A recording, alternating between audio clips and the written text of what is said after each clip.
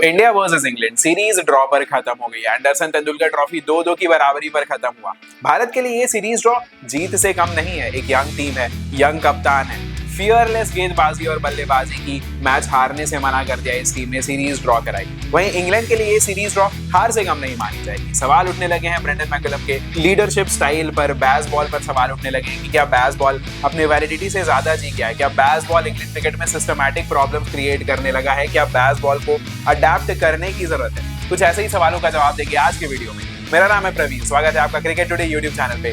Video शुरू करते हैं। तो जब बैस बॉल का इंट्रोडक्शन हुआ था इंग्लिश क्रिकेट में, तो इंग्लिश क्रिकेट कुछ प्रॉब्लम से जूझ रहा था। बात है 2020, 21, 22 वाले फेज की, कोविड ईयर्स की बात है। इंग्लैंड टेस्ट मैचेस जीतना भूल गया था। जो रूट की कप्तानी में 19 में से मात्र 2 मुकाबले जीते थे। इसके अलावा एक और ट्रेंड देखने को मिल रहा था कि इंग्लिश बल्लेबाज रन नहीं बना पा रहे थे। टेक्निकली साउंड बैटर्स की कमी हो गई थी। सिर्फ जो रूट ही थे जो रन्स बना रहे थे उस फेज में। ऐसे में कुछ चेंज की जरूरत तो जरूर थी। 19 में से जब आप मात्र 2 मुकाबले जीते हो तो बदलाव की जरूरत तो होती है। सबसे पहला बदलाव जो इंग्लैंड ने किया वो ये था कि जो रूट को कप्तानी से हटाने का डिसीजन लिया और रॉब की को इंग्लिश क्रिकेट की कमान संभाली गई, बिग बॉस बनाया गया। अब जब रॉब की ने एनालिसिस की कि किन बदलावों की जरूरत है, तो 3 चीजें उभर कर आई। सबसे पहली चीज की इंग्लैंड में टेक्निकल बैटर्स की कमी हो गई है। टेक्निकली साउंड बैटर्स इनफ नहीं है इंग्लैंड के पास। दूसरी चीज जो रॉब की ने ऑब्जर्व की वो ये था कि 2015 के बाद से इंग्लैंड वाइड बॉल सेटअप ने जो टर्न अराउंड किया अग्रेसिव स्टाइल ऑफ बल्लेबाजी की वजह से, वो काफी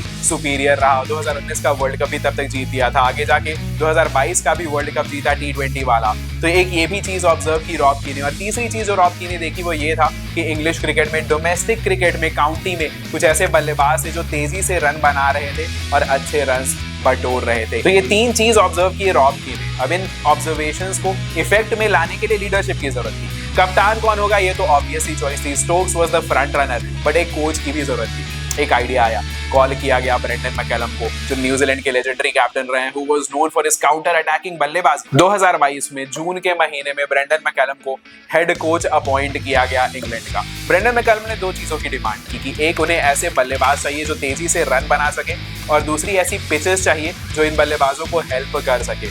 बल्लेबाजों को बुलाया गया, बेयरस्टो की वापसी हुई, डकेट की वापसी हुई, ब्रूक का डेब्यू हुआ। रूट ने भी अपने खेलने का अंदाज बदल दिया। स्टोक्स हर बॉल पर आगे बढ़ के छक्का मारने की कोशिश करने लगे। और फिर बात पहुंची दूसरी रिक्वायरमेंट पर। पिचें ओवरनाइट चेंज हो गई। सीम और स्विंग इंग्लैंड से गायब हो गया। फ्लैट पिचेस बनाना शुरू कर दिया इंग्लैंड ने, जिस पर बल्लेबाजी करना बहुत आसान हो गया।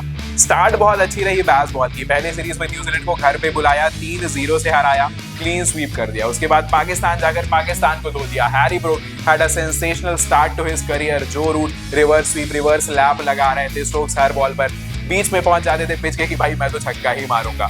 शुरुआत बहुत अच्छी रही बैस बॉल की, बट प्रॉब्लम आना तब शुरू हुआ जब इंग्लैंड ने फेस किया इंडिया और ऑस्ट्रेलिया को। बैस बॉल एरा में इंडिया और ऑस्ट्रेलिया के खिलाफ 16 मुकाबले खेले हैं इंग्लैंड ने, जिसमें मात्र 6 मुकाबले जीत पाए हैं। 8 मुकाबले हारी है इंग्लैंड, 2 ड्रॉ रहे हैं। इंटरेस्टिंग बात यह है कि 3 में से कोई भी सीरीज जीत नहीं पाई है इंग्लैंड। वहीं अगर स्टैट्स देखा जाए बाकी टीमों के खिलाफ, तो 25 में से 19 मुकाबले जीते हैं, मात्र 6 मुकाबले हारे हैं।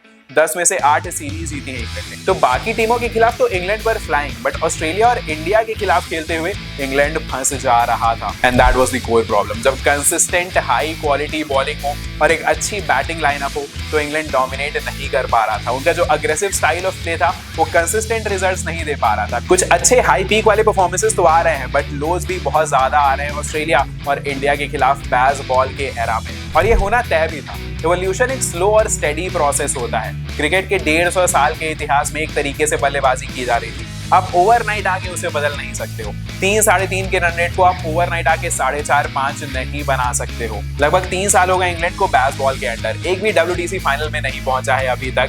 एक भी रिजल्ट नहीं आया है इंडिया और ऑस्ट्रेलिया के खिलाफ। रिजल्ट्स तो प्रॉब्लम थे ही, बट अब प्रॉब्लम आने लगी है सिस्टमैटिकली भी। तो क्या इंग्लैंड ने बैस बॉल के अंडर अपने एक्सट्रीमिस्ट स्टाइल ऑफ प्ले को, बल्लेबाजी को कुछ ज्यादा ही लंबा खींच दिया है? क्या इंग्लैंड के पास टेक्निकली साउंड बैटर्स की कमी होने लगी है?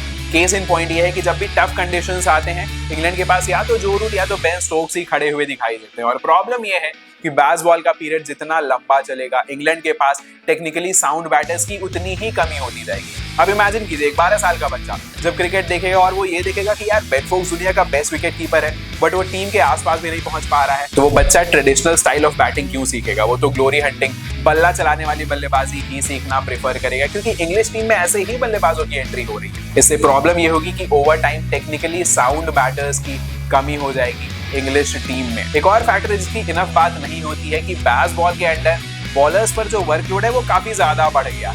अगर एंडरसन तेंदुलकर ट्रॉफी की बात की जाए तो इंग्लैंड बॉलर्स ने 971 मिनट ज्यादा बिताए थे as compared to Indian bowlers. Overs की बात करें तो 243 एक्स्ट्रा ओवर्स फेंके इंग्लिश बॉलर्स ने। इन टर्म्स ऑफ इनिंग्स ये लगभग 3 इनिंग के बराबर थे, यानी कि 10 इनिंग के सीरीज में 3 इनिंग एक्स्ट्रा गेंदबाजी की इंग्लिश बॉलर्स ने। You can imagine the workload on the English bowlers. Sure England run तो बना देता है बट वो रन काफी तेजी से बनाता है। बॉलर्स के पास टर्न अराउंड टाइम काफी कम होता है। सीरीज जो कि अब स्क्वीज होती है कम समय में, उसमें बॉलर्स को जल्दी वापस आना पड़ता है फील्ड पर, ज्यादा गेंदबाजी करनी पड़ती है, ज्यादा समय तक गेंदबाजी करनी पड़ती है, रेस्ट कम मिलता है।